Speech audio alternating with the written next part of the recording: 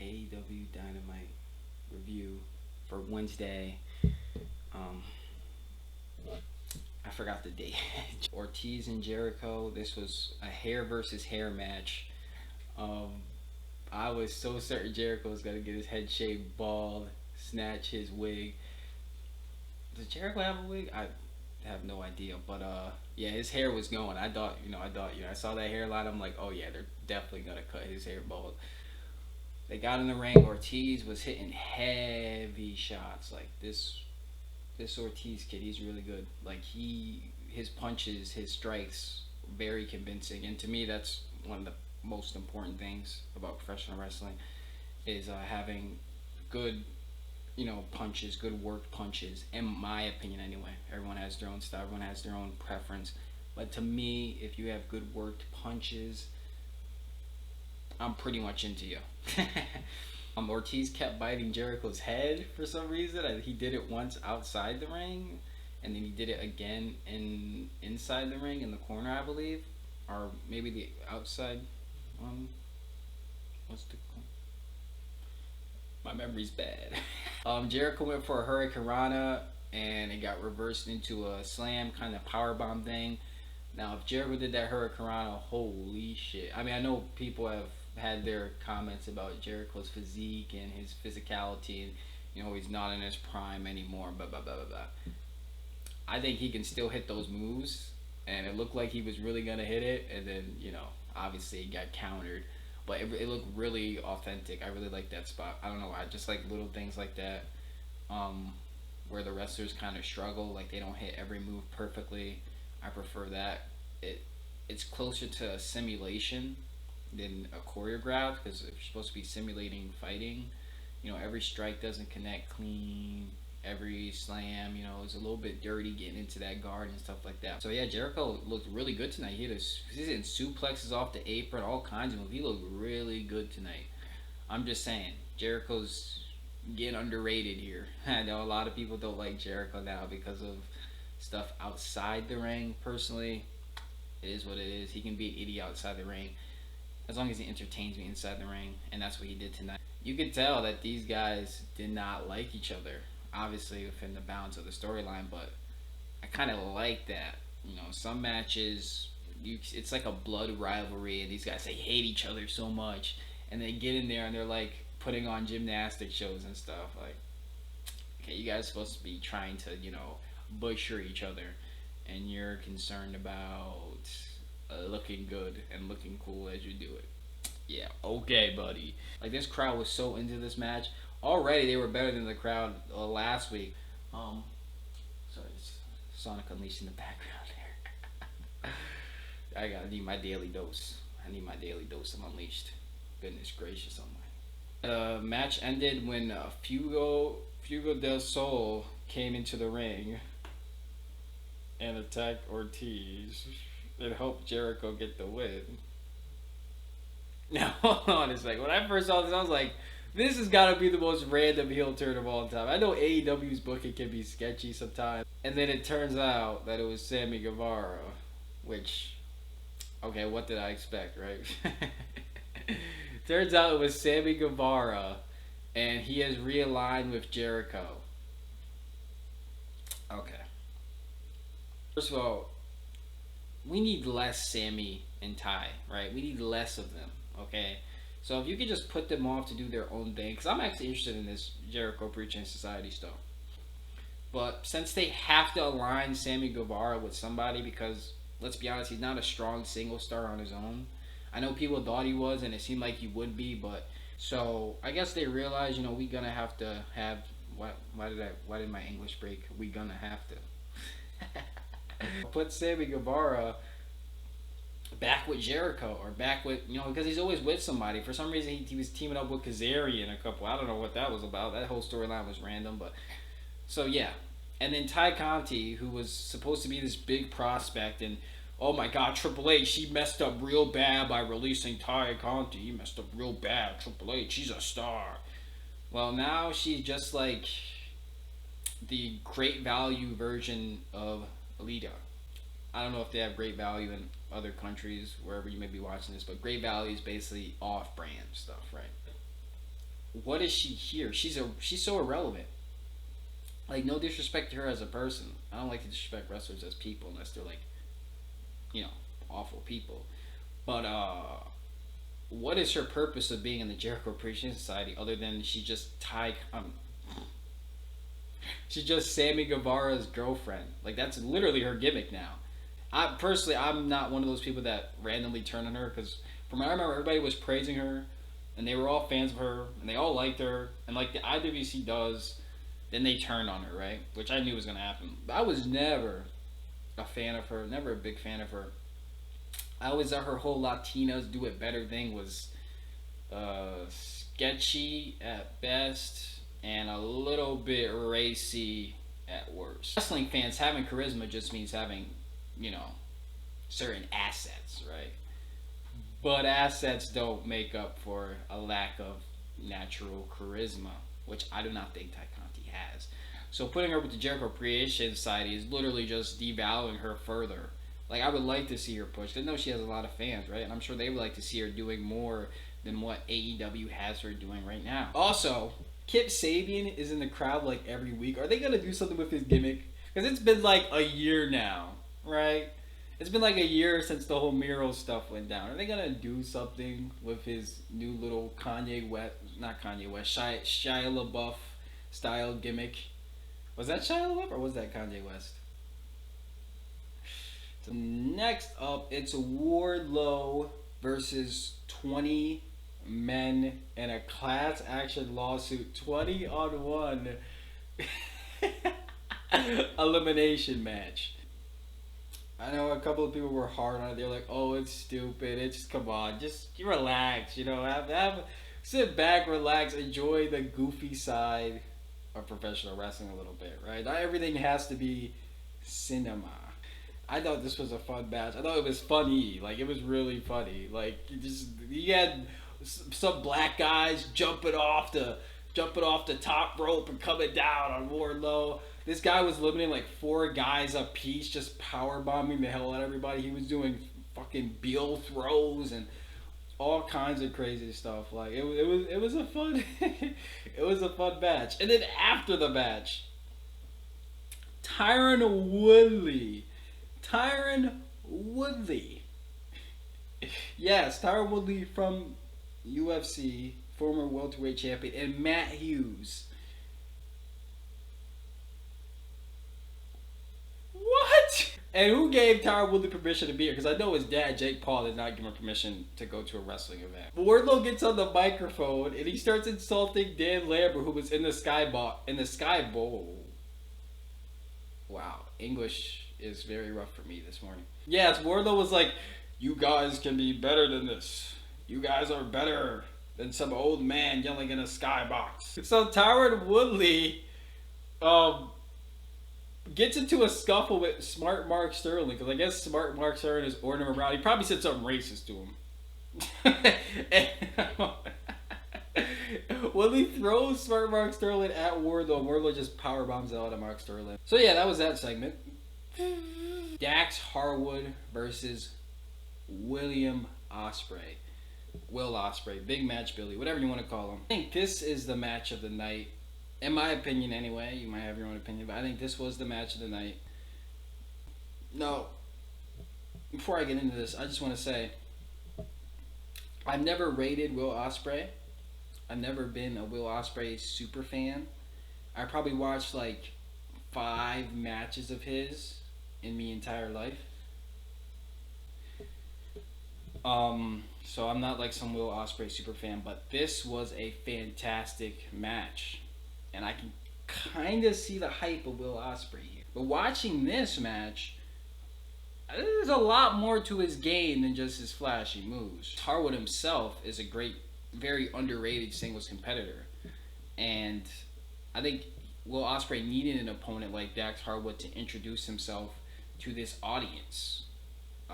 Now, of course, AEW and New Japan, their audience has a lot of crossover, but a lot of AEW fans, more than you think, do not watch on New Japan or Rev Pro or all these other indie organizations. It was a very aggressive contest too. You had Osprey doing headbutts in the corner. I don't know if anybody noticed that. I don't know if he was doing headbutts or he was just positioning his chin, Harwood's chin, but they looked really they were really dirty. And then you had Harwood just levitating. He was levitating Osprey with these chops. Like Osprey was just going off the ground, and they look so brutal. Dax Harwood's chops, his strikes, man. Dax Harwood is the real deal. Dax Harwood, they had a battle on the apron. Dax Harwood got caught between the apron after Osprey like sweeped him out from under, and then Osprey just launches a shotgun drop kick, a shot, and sends Harwood into the steel steps. Like that, probably my favorite spot in the match, just because of how intense it looked. Like I just need the moves to look intense and have authority. I don't need like flashy combination stuff. Like the combos are cool and stuff like that. Don't get me wrong, but I need like hard hitting moves like that, and they really delivered. Darks Harwood.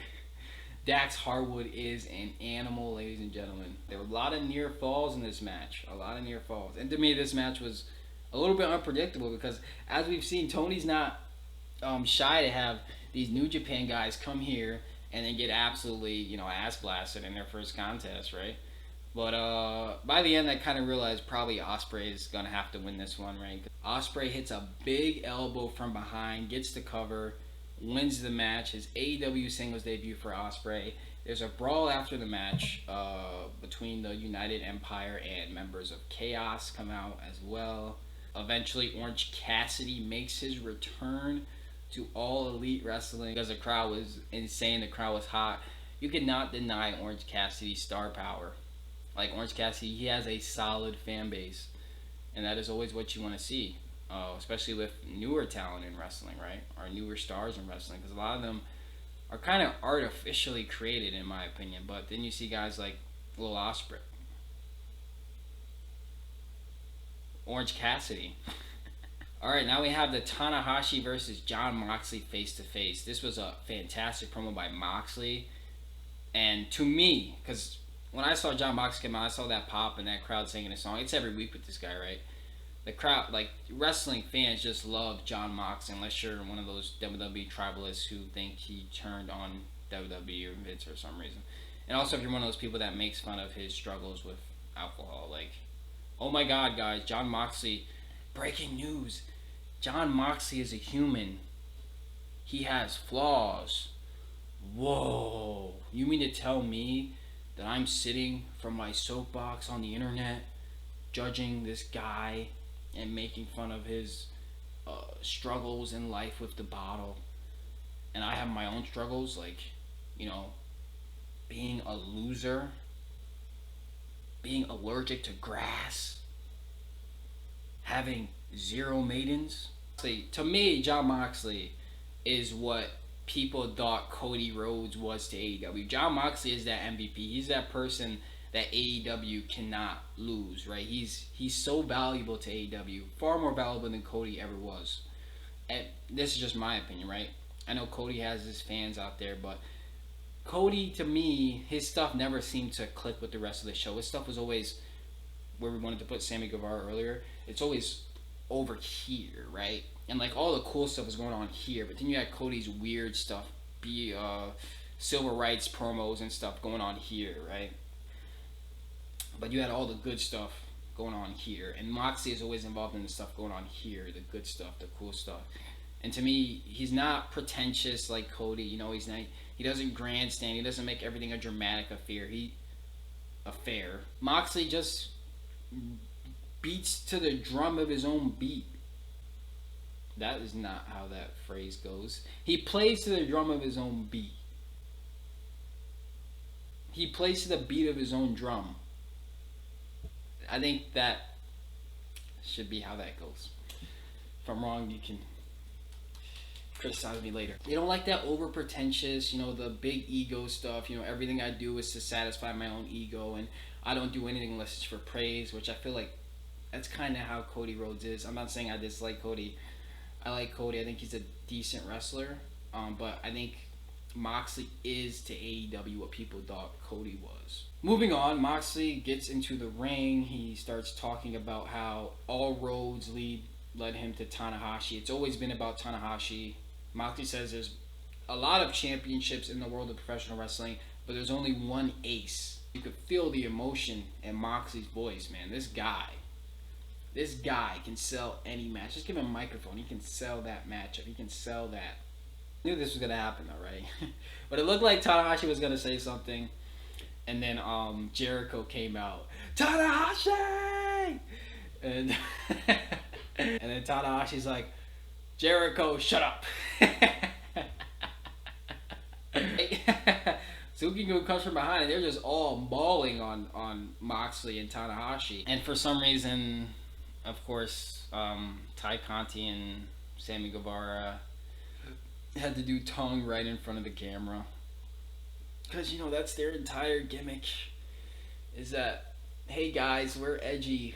We do the bang bang in the after hours. Tony, this is an L. That's a big miss. Sorry, buddy. Sorry, champ. Alright, now it's Miro versus Ethan Page. Miro is a legend, molded by God, touched by Christ, blessed by the Holy Spirit, and the crowd gets behind Miro because he is the greatest TNT champion of all time. Of all time. Miro destroys Ethan Page, puts him in the game over. Ethan Page taps, and Miro advances in the Mid-Atlantic Championship Tournament. He will be going to Forbidden Door. Congratulations to Miro, this guy. In my opinion, he should... my voice. In my opinion, he should win it all because Miro is a legend. He is the living legend, Miro. God's favorite champion, molded by God, touched by Christ, blessed by the Holy Spirit. Britt Baker versus Tony Storm. That there is like a very, very vocal group of people that can't stand Britt Baker. There's a vocal group of people that can't stand Sonic Unleashed either, but still the best Sonic game, right? I mean, she was, again, this is the IWC thing, right? Now everybody does not like Britt Baker. She's oversaturated. She's overpushed.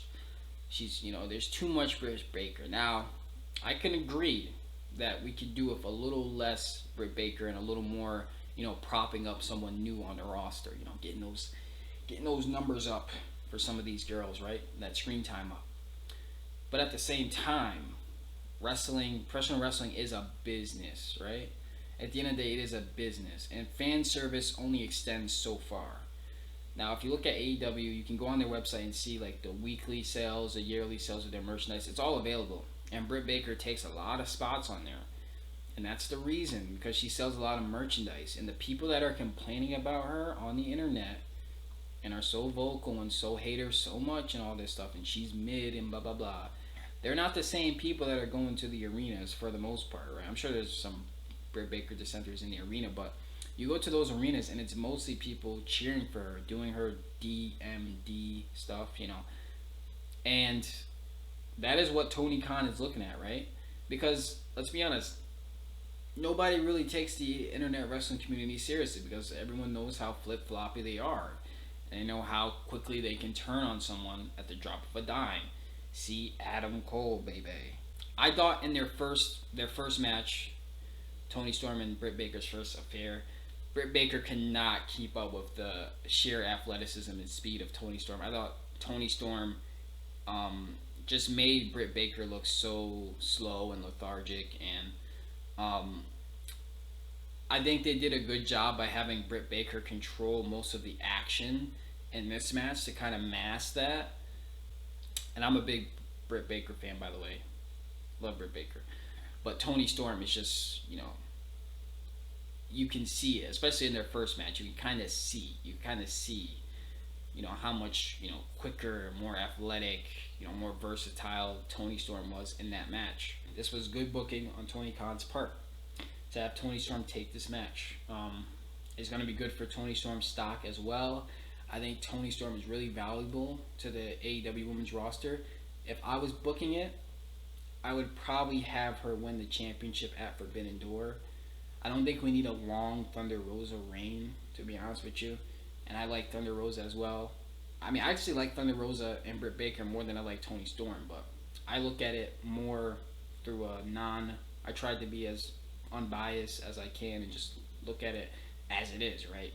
Toni Storm is leagues ahead of both of them, and this was actually a pretty good match. Um, I think a lot of Britt Baker's recent matches have been rough around the edges.